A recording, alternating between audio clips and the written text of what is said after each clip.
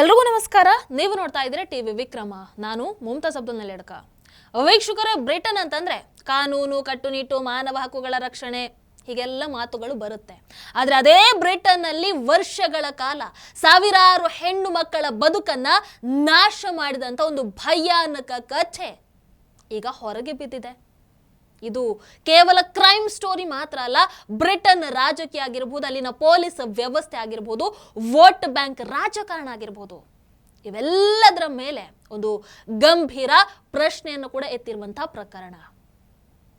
15,87,819 ಇದು ಬ್ರಿಟನ್ನಲ್ಲಿರುವಂತಹ ಪಾಕಿಸ್ತಾನಿ ಮೂಲದ ಜನರ ಸಂಖ್ಯೆ.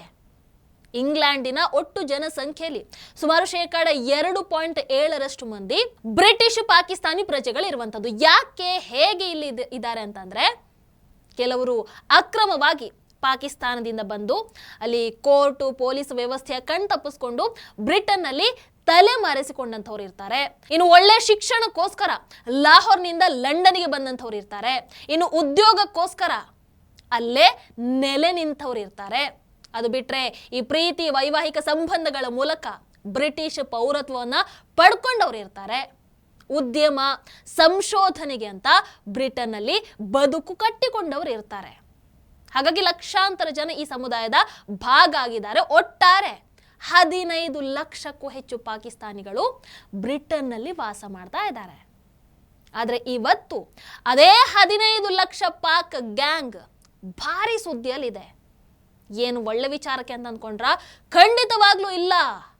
ಈ ಪಾಕಿಸ್ತಾನಿ ಮೂಲದ ಒಂದಷ್ಟು ಮಂದಿ ಏನು ಮಾಡ್ತಾ ಇದ್ರು, ಬ್ರಿಟಿಷ್ ಬಾಲಕಿಯರನ್ನ ಈ ಪ್ರೀತಿ ಪ್ರೇಮದ ಹೆಸರಲ್ಲಿ ಬಲೆಗೆ ಬೀಳಿಸಿ ಆ ನಂತರ ಲೈಂಗಿಕವಾಗಿ ಬಳಸ್ಕೊಂಡು ಅವರನ್ನ ಮಾನಸಿಕವಾಗಿ ಶೋಷಣೆಗೆ ಒಳಪಡಿಸ್ತಾ ಇದ್ರು. ಹಲವಾರು ವರ್ಷಗಳಿಂದ ನಡ್ಕೊಂಡು ಬರ್ತಾ ಇತ್ತಿದು. ಒಂದ್ ತಾಯಿಯ ಕಣ್ಣೆದುರು ಆಕೆ ಮಗುವಿನ ದೇಹದ ಮೇಲೆ ಸಿಗರೇಟ್ ಅಲ್ಲಿ ಸುಡೋದು, ಆ ಮಗುವನ್ನ ಕೊಲೆ ಮಾಡೋದು, ಹುಡುಗಿಯರನ್ನ ಕೇಜಸ್ಗಳಲ್ಲಿ ಲಾಕ್ ಮಾಡೋದು, ಅವರ ಮೇಲೆ ಅತ್ಯಾಚಾರ ಎಸಗುವಂಥದ್ದು, ಆಮೇಲೆ ಆ ಘಟನೆಗಳನ್ನ ರೆಕಾರ್ಡ್ ಮಾಡಿ ಲೈವ್ ಸ್ಟ್ರೀಮ್ ಕೊಡುವಂಥದ್ದು, ಹೆಣ್ಣು ಮಕ್ಕಳಿಗೆ ಮನ ಬಂದಂತೆ ಹೊಡಿತಾ ಇದ್ರು, ನೇತ್ ಹಾಕುವಂಥದ್ದು, ಉಸಿರುಗಟ್ಟಿಸುವಂಥದ್ದು, ಏನೇನೋ ಮಾಡ್ತಾ ಇದ್ರು. ಇದು ನಾನೇನೋ ಕಲ್ಪನೆ ಮಾಡಿ ಹೇಳ್ತಾ ಇರುವಂಥದ್ದಲ್ಲ, ಅಥವಾ ಯಾವುದೋ ಹಾರರ್ ಸಿನಿಮಾ ಕಥೆ ಕೂಡ ಅಲ್ಲ. ಇದು ಬ್ರಿಟನ್ನ ಗ್ರೂಮಿಂಗ್ ಗ್ಯಾಂಗ್ ಹಗರಣಕ್ಕೆ ಸಂಬಂಧಿಸಿರುವಂತಹ ಒಂದು ವರದಿಯಲ್ಲಿ ಉಲ್ಲೇಖ ಆಗಿರುವಂತಹ ಸಂತ್ರಸ್ತೆಯರ ಹೇಳಿಕೆ, ಅದರ ಸಾಕ್ಷ್ಯಗಳು. 2026 ಜೂನ್ 16ನೇ ತಾರೀಕು ಒಂದು ತನಿಖಾ ವರದಿ ಬಿಡುಗಡೆ ಆಗತ್ತೆ. ಆ ವರದಿ ಈಗ ಬ್ರಿಟನ್ ರಾಜಕೀಯದಲ್ಲಿ ಭಾರಿ ಸಂಚಲನವನ್ನ ಸೃಷ್ಟಿ ಮಾಡಿರುವಂಥದ್ದು. ಕೇವಲ ಬ್ರಿಟನ್ ಅಲ್ಲಿ ಅಲ್ಲ, ವಿಶ್ವದಲ್ಲೇ ದೊಡ್ಡ ಸಂಚಲನವನ್ನ ಸೃಷ್ಟಿ ಮಾಡಿರುವಂಥದ್ದು. ಈ ವರದಿಯ ಪ್ರಕಾರ 1990ರಿಂದ ಇವತ್ತಿನವರೆಗೆ ಅಲ್ಲಿ 140ಕ್ಕೂ ಹೆಚ್ಚು ಪ್ರದೇಶಗಳಲ್ಲಿ ಸಾವಿರಾರು ಬಾಲಕಿಯರು ಲೈಂಗಿಕ ಶೋಷಣೆಗೆ ಒಳಗಾಗಿದ್ರು. ಇದೇ ಆರೋಪ ಇವತ್ತು ಗ್ರೂಮಿಂಗ್ ಗ್ಯಾಂಗ್ ಸ್ಕ್ಯಾಂಡಲ್ ಅನ್ನುವಂತ ಹೆಸರಲ್ಲಿ ಬ್ರಿಟನ್ ರಾಜಕೀಯವನ್ನು ನಡಗಿಸ್ತಾ ಇರುವಂಥದ್ದು. ಈ ಪ್ರಕರಣದ ಬಗ್ಗೆ ವರ್ಷಗಳ ಕಾಲ ಹಾಗಾದ್ರೆ ಯಾಕೆ ಮೌನವನ್ನು ವಹಿಸಲಾಗಿತ್ತು? ಅಧಿಕಾರಿಗಳು ಅಲ್ಲಿ ಎಲ್ಲಿ ಎಡವಿದ್ರು? ವೋಟ್ ಬ್ಯಾಂಕ್ ರಾಜಕೀಯ ಇದರ ಹಿಂದೆ ಅಡಗಿತ್ತ? ಈ ಎಲ್ಲ ಪ್ರಶ್ನೆಗಳು ಕೂಡ ಈಗ ಮುನ್ನೆಲೆಗೆ ಬರ್ತಾ ಇದೆ. ಒಂದು ಕಡೆ ಸಂತ್ರಸ್ತೆಯರ ಆಘಾತಕಾರಿ ಹೇಳಿಕೆಗಳು, ಮತ್ತೊಂದು ಕಡೆ ರಾಜಕೀಯ ಲಾಭ ಆರೋಪ ಪ್ರತ್ಯಾರೋಪ. ಹಾಗಾದ್ರೆ ಬ್ರಿಟನ್ನ ಈ ಗ್ರೂಮಿಂಗ್ ಗ್ಯಾಂಗ್ ಹಗರಣದ ಹಿಂದೆ ಇರುವಂತಹ ಸಂಪೂರ್ಣ ಕಥೆ ಏನು? ಚಿಕ್ಕದಾಗಿ ಒಂದು ಸ್ವಲ್ಪ ನೋಡ್ತಾ ಹೋಗೋಣ. ವೀಕ್ಷಕರ, 2026 ಜೂನ್ 16ನೇ ತಾರೀಕು ರೇಪ್ ಗ್ಯಾಂಗ್ ಎಂಕ್ವೈರಿ ರಿಪೋರ್ಟ್ ಅನ್ನುವಂತಹ ವರದಿಯನ್ನ ಬ್ರಿಟನ್ ರಾಜಕಾರಣಿ ರೂಪರ್ಟ್ ಲೋ ಬಿಡುಗಡೆ ಮಾಡ್ತಾರೆ. ಇದು ಬ್ರಿಟನ್ ಸರ್ಕಾರದ ಅಧಿಕೃತ ಆಯೋಗದಿಂದ ಸಿದ್ಧಪಡಿಸಲಾದಂತಹ ವರದಿ ಅಲ್ಲ ಅನ್ನೋದು ಕೂಡ ನಾವಿಲ್ಲಿ ಗಮನಿಸಬೇಕಾಗಿರುವಂತಹ ವಿಚಾರ. ಈ ವರದಿಯ ಪ್ರಕಾರ 1990ರಿಂದ ಇವತ್ತಿನವರೆಗೆ ಅಲ್ಲಿ ಕನಿಷ್ಠ 149 ಸ್ಥಳೀಯ ಆಡಳಿತ ಪ್ರದೇಶಗಳಲ್ಲಿ ಸುಮಾರು 2.5 ಲಕ್ಷಕ್ಕೂ ಹೆಚ್ಚು, ಲಕ್ಷದಲ್ಲೇ ಹೇಳ್ತಾ ಇರೋದು ಕರೆಕ್ಟು, 2.5 ಲಕ್ಷಕ್ಕೂ ಹೆಚ್ಚು ಬಾಲಕಿಯರು ಲೈಂಗಿಕ ಶೋಷಣೆಗೆ ಒಳಗಾಗಿದ್ದಾರೆ. ಇದರಲ್ಲಿ 11 ವರ್ಷಕ್ಕಿಂತ ಕಡಿಮೆ ವಯಸ್ಸಿನ ಮಕ್ಕಳು ಕೂಡ ಸೇರಿದ್ದಾರೆ ಅನ್ನೋದು ಆ ವರದಿಯ ಮತ್ತೊಂದು ಆಘಾತಕಾರಿ ಅಂಶ. ವರದಿಯಲ್ಲಿ ಉಲ್ಲೇಖ ಆಗಿರೋ ಪ್ರಕಾರ ಹಲವಾರು ಪ್ರಕರಣಗಳಲ್ಲಿ ಆರೋಪಿಗಳು ಮುಖ್ಯವಾಗಿ ಪಾಕಿಸ್ತಾನಿ ಮುಸಲ್ಮಾನರೇ ಆಗಿರ್ತಾರೆ. ಅಲ್ಲಿ 95% ಪಾಕಿಸ್ತಾನಿಗಳು, ಜಸ್ಟ್ 5% ಸೊಮಾಲಿ, ಇರಾನಿ, ಸಿರಿಯನ್ ಅಥವಾ ಟರ್ಕಿ ಮೂಲದ ಒಂದಷ್ಟು ಹೆಸರುಗಳು ಕೂಡ ಈ ಪ್ರಕರಣದಲ್ಲಿ ಕೇಳಿ ಬಂದಿರುವಂಥದ್ದು. ವೀಕ್ಷಕರೇ, ಗ್ರೂಮಿಂಗ್ ಗ್ಯಾಂಗ್ ಹೇಗೆ ಕೆಲಸ ಮಾಡ್ತಾ ಇತ್ತು ಅಂತಂದ್ರೆ, ಈ ಕಲಿಕೆಯಲ್ಲಿ ಹಿಂದುಳಿದಿರುವಂತಹ ಸಿಂಗಲ್ ಚೈಲ್ಡ್ ಆಗಿರ್ಬೋದು, ಈ ಮಾನಸಿಕ ಸಮಸ್ಯೆಯನ್ನು ಎದುರಿಸ್ತಾ ಇರುವಂಥವರಾಗಿರ್ಬೋದು, ಇಂತಹ ಹೆಣ್ಣು ಮಕ್ಕಳಿಗೆ ಈ ಬ್ರಿಟಿಷ್ ಪಾಕಿಸ್ತಾನಿ ಹುಡುಗರು ನೆರವಾಗುವಂಥ ನಾಟಕವನ್ನು ಆಡ್ತಾರೆ. ಆರಂಭದಲ್ಲಿ ದೊಡ್ಡ ದೊಡ್ಡ ಉಡುಗೊರೆ, ಹೆಲ್ಪ್, ಅದು ಇದು ಅಂತ ಹೇಳಿ ಹುಡುಗಿಯರ ನಂಬಿಕೆಯನ್ನ ಗಳಿಸಲಾಗ್ತಾ ಇತ್ತು. ಆ ನಂತರ ಅಸಲುಗೆ ಪ್ರೀತಿಗೆ ತಿರುಗತ್ತೆ. ಆಮೇಲೆ ಏನು ಮಾಡ್ತಾರೆ, ಪಾರ್ಟಿಗಳಿಗೆ ಕರ್ಕೊಂಡು ಹೋಗುವಂಥದ್ದು, ಅಲ್ಲಿ ಮದ್ಯ, ಡ್ರಗ್ಸ್, ಆ ವ್ಯಸನಕ್ಕೆ ತಳ್ಳಿ ಬಿಡ್ತಾರೆ. ಹುಡುಗಿಯರವರನ್ನ ನಂಬೇ ಬಿಟ್ರ ಮುಗೀತು. ಆ ನಂತರ ಲೈಂಗಿಕವಾಗಿ ಬಳಸ್ಕೊಳ್ತಾರೆ. ಆಮೇಲೆ ಆ ವಿಡಿಯೋಗಳನ್ನ ಮಾಡಿಟ್ಕೊಳ್ತಾರೆ. ಆ ವಿಡಿಯೋವನ್ನ ಮುಂದಿಟ್ಕೊಂಡು ಅವರನ್ನ ಹೆದರಿಸೋದು, ಬೆದರಿಸೋದು ಎಲ್ಲ ಮಾಡಿ ದುರ್ಬಳಕೆ ಮಾಡ್ಕೊಳ್ತಾರೆ. ವೇಶ್ಯಾವಾಟಿಕೆ, ಮಾನವ ಕಳ್ಳ ಸಾಗಣೆಯಂಥ ಅಪರಾಧ ಕೃತ್ಯಗಳಿಗೆ ಸಂತ್ರಸ್ತೆಯರನ್ನ ಬಲಿ ಕೊಡ್ತಾರೆ. ಕೆಲವು ಸಂತ್ರಸ್ತೆಯರು ಈಗ ಹೇಳ್ತಾ ಇರೋ ಪ್ರಕಾರ ತಮ್ಮ ಮೇಲೆ 100 ಜನರಿಂದ ದೌರ್ಜನ್ಯ ಆಗಿದೆ. ಇನ್ನೂ ಕೆಲವರು ಹೇಳ್ತಾ ಇದ್ದಾರೆ, ಅಂದ್ರೆ ಒಬ್ಬ ಹೆಣ್ಣು ಮಗಳ ಮೇಲೆ 600ರಿಂದ 700 ಜನ ದೌರ್ಜನ್ಯವನ್ನು ಎಸಗಿರುವಂಥದ್ದು, ಆಕೆಯನ್ನ ಬಳಸ್ಕೊಂಡಿರುವಂಥದ್ದು. ಅಂದ್ರೆ ಇದು ಒಬ್ಬಿಬ್ಬರ ಅಪರಾಧದ ಕಥೆ ಅಲ್ಲ, ಸಂಘಟಿತವಾಗಿ ಯೋಜಿತವಾಗಿ ನಡೆದಿರುವಂತ ಒಂದು ಅಪರಾಧದ ಜಾಲ ಇದು. ಅಂಡ್ ಇದು ಯಾವಾಗಿಂದ ನಡ್ಕೊಂಡು ಬರ್ತಾ ಇದೆ? 1990ರಿಂದ.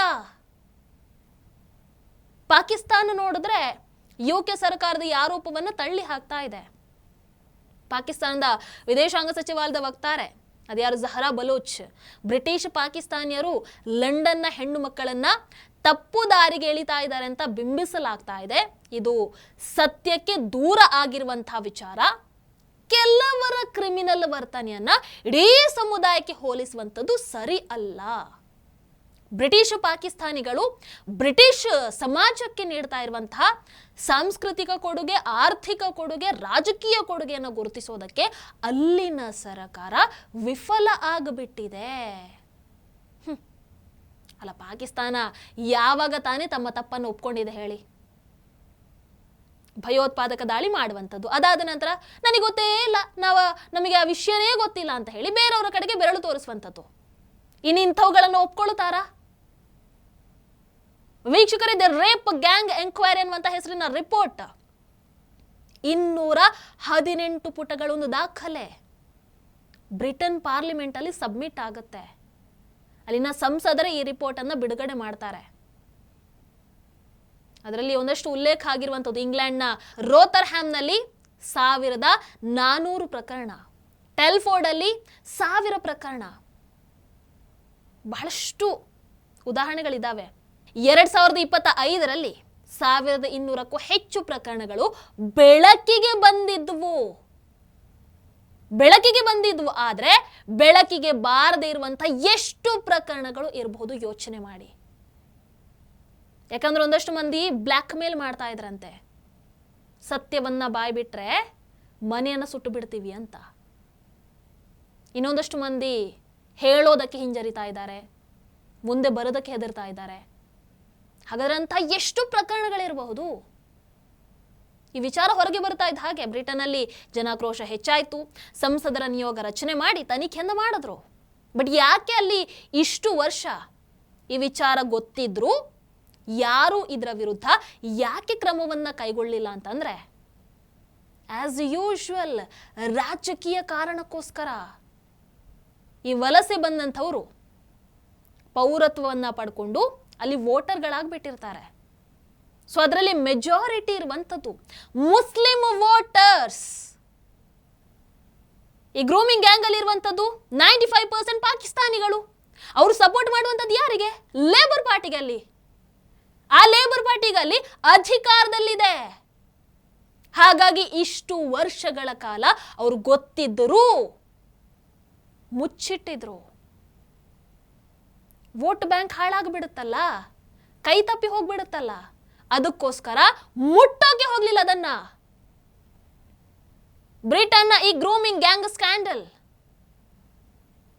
ಇದು ಕೇವಲ ಒಂದು ಅಪರಾಧ ಪ್ರಕರಣ ಮಾತ್ರ ಅಲ್ಲ, ಇದು ಇಡೀ ವ್ಯವಸ್ಥೆಯ ಒಂದು ವೈಫಲ್ಯದ ಸಂಕೇತ. ನಿಜಕ್ಕೂ ವೆರಿ ವೆರಿ ವೆರಿ ಶಾಕಿಂಗ್. ಇದರ ಬಗ್ಗೆ ನಿಮ್ಮ ಅನಿಸಿಕೆಯನ್ನು ಕಮೆಂಟ್ ಮಾಡಿ. ನಮಸ್ಕಾರ. ಟಿವಿ ವಿಕ್ರಮ, ದೇಶ ನಿಮ್ಮ ಕೈಯಲ್ಲಿ. ಈ ಕಾರ್ಯಕ್ರಮ ನಿಮಗೆ ಇಷ್ಟ ಆಗಿದ್ದಲ್ಲಿ ಲೈಕ್, ಶೇರ್ ಹಾಗೂ ಕಮೆಂಟ್ ಮಾಡಿ. ಟಿವಿ ವಿಕ್ರಮದ ಕಾರ್ಯಕ್ರಮಗಳನ್ನು ನಿರಂತರವಾಗಿ ವೀಕ್ಷಿಸಲು ಸಬ್ಸ್ಕ್ರೈಬ್ ಮಾಡಿ, ಬೆಲ್ ಐಕನ್ ಒತ್ತಿ.